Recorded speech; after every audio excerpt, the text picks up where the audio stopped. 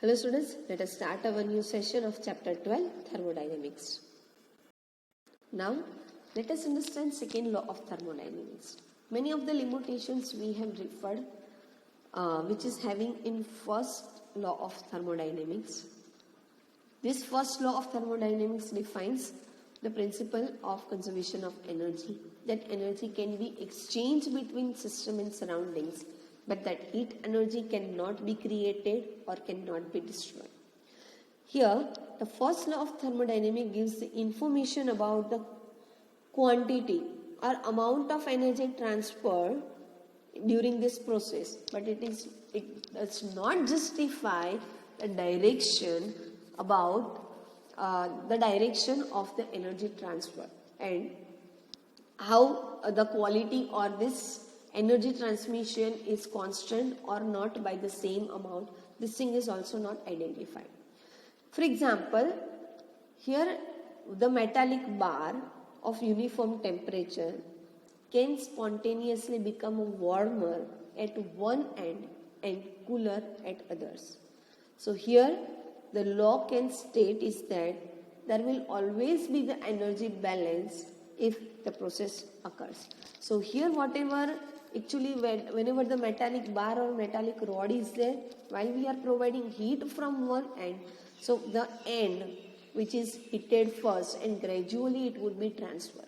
So this is what the gradual transmission is there, but this thing is not given in first law of thermodynamics.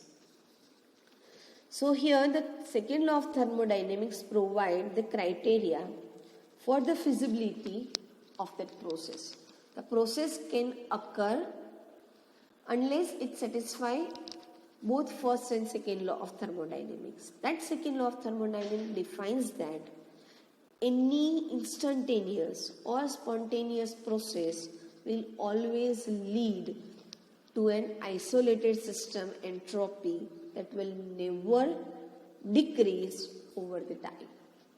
So here some cases where the system in the thermodynamic equilibrium going through the reversible process, the total entropy of a system and surroundings remain constant. So here this second law is known as law of increased entropy. Here the second law of thermodynamics can be represented as delta S of universe greater than 0.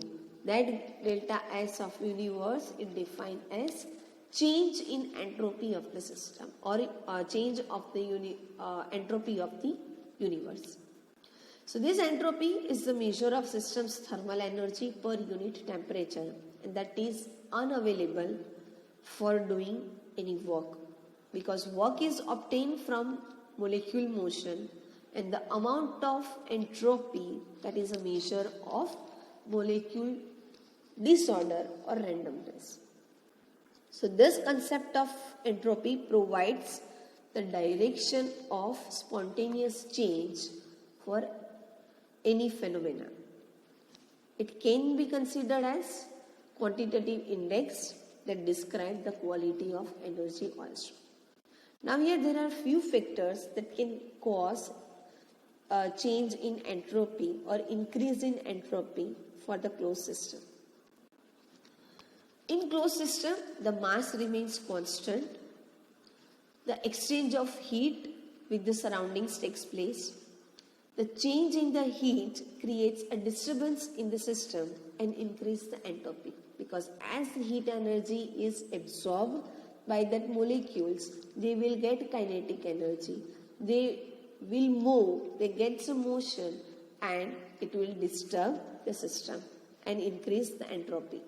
So here internal changes occur by the movement of the molecules of the system, which disturb the further irreversibility inside the system, that again increase the entropy.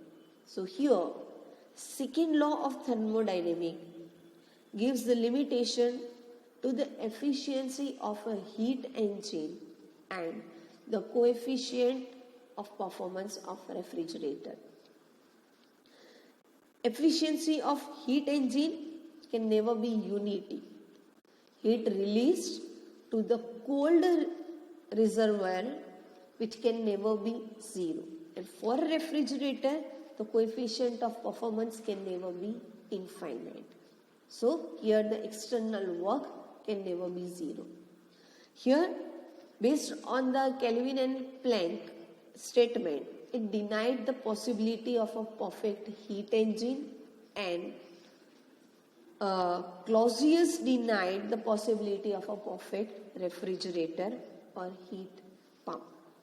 Let us go through their statement. Kelvin Planck statement, they define that no process is possible whose result is the absorption of heat from a reservoir and complete conversion in work from the heat. And Clausius statements that no process is possible whose result in the transfer of heat from a colder object to hotter object. Right? This is what all about second law of thermodynamics. Now, let us understand regarding their processes. From that, some of the processes in your syllabus, we are having reversible and irreversible processes. A thermodynamic system is moving from initial state to final state. During this process, heat will absorb from the surrounding and work done from system towards the surrounding. So here, can we reverse this process and bring both the system and surrounding to their initial state again without any effect variation? This is what the question is arised. Here, for most of the processes, the reversible process is not possible. That instantaneous or spontaneous process of nature which are irreversible. For example, in oven, while we are putting any vessel, so it's a base, it's a bottom which is directly above, that is above the surface of the oven, which makes hotter than other parts. When we are removing this vessel from the oven, so heat is transferred from base to other part and uniform temperature takes place of the each side of the vessel. But here the reverse process cannot be possible, that whatever the portion of the vessel are cooler, so which transit the heat from cooler part to heated part, and heated part becomes colder. This reverse process cannot be possible. So here, this is what the violation of second law of thermodynamics takes place. Here, again, the expansion of gas, that is also irreversible. For example, combustion reaction is there in which the mixture of petrol and air is there, which ignite the spark, and that cannot be reversed. That from the spark we cannot get a petrol back. Just like while we are cooking through the gas, which leaking the gas from the cylinder and it diffuses the entire room. But from that diffusion process, the reverse process cannot be available and we cannot get gas back from its smoky condition. Another example we can take that while the stirring of liquid is available, which is in direct contact with a thermal or a temperature device, so here which will convert the work into the heat and the internal energy of that system of that body will increases. The process cannot be reversed exactly, otherwise the amount of conversion of heat entirely converted into work. So here the violation of second law of thermodynamics is present. So irreversibility, that is a rule rather than exception in nature, because everywhere irreversible process is there, we cannot get the reverse process with the surroundings, with the nature. Irreversibility can generate mainly two causes. One is that in many of the process like gas expansion or any chemical reaction, that the system is available in non-equilibrium state. Second thing is that most process involves either internal resistance, which offers for the liquid viscosity, for the solid it offers a friction, and based on that the heat will dissipate. So while object is moving and it is stopped at certain point, so here the losing of the energy always takes place. The total kinetic energy cannot be converted into potential energy, or potential energy cannot be converted into total kinetic energy. But due to that internal resistance or friction or viscosity or other way of dissipating effect, heat will generate, which is what the loss of energy is available onto the floor and the body. For example, if we are rotating any blade in a liquid and if we suddenly stop, so here due to that viscosity, that sudden stop won't be there, and based on that total mechanical energy cannot be generated, because during that blending of that liquid some of the heat energy will be generated.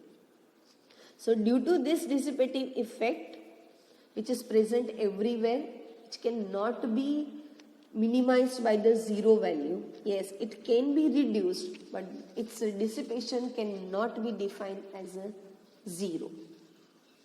So here heat energy cannot convert back into another form of energy directly in the form of potential or kinetic energy. So here this is again irreversible process is there.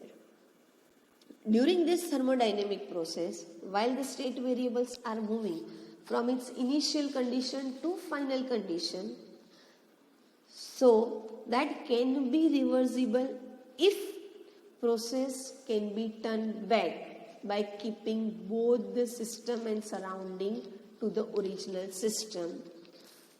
No other any change if we observe in the surrounding. So this is what the ideal process or ideal condition. The process is reversible only due to the quasi-static state in which the system in equilibrium with the surrounding at every stage. This is practically impossible in that no dissipative effects is there for the quasi-static state. That is only the ideal process or ideal system is there. For example, in the quasi-static state, that is the isothermal expansion of the ideal gas is available in cylinder, which is based on a frictionless movable piston is considered. So here, if the friction is not there, and during the motion of that piston, friction won't be generated. So due to the movement of the piston, heat energy won't be produced. That can give you the reversible process. Again, practically impossible system. So why that reversibility having such a concept in thermodynamics? Here, while we concern about thermodynamics, the efficiency we are defining with which the heat can be converted into the work. For the second law of thermodynamics, rules come out with the possibility of perfect heat engine having 100% efficiency. But with the highest possible efficiency of a heat engine can be working at the different temperature T1 and T2. So here a heat engine based on idealized reversible process, based on that method which we follow or the process which we can follow, 100% efficiency practically won't be available, but yes, highest possible efficiency can be identified, can be defined. So all the engine which is involving irreversibility in a way based on the practical engine have the lower efficiency, then it's idealized. Clear? I hope you understood. Here we are going to end the session. Thank you.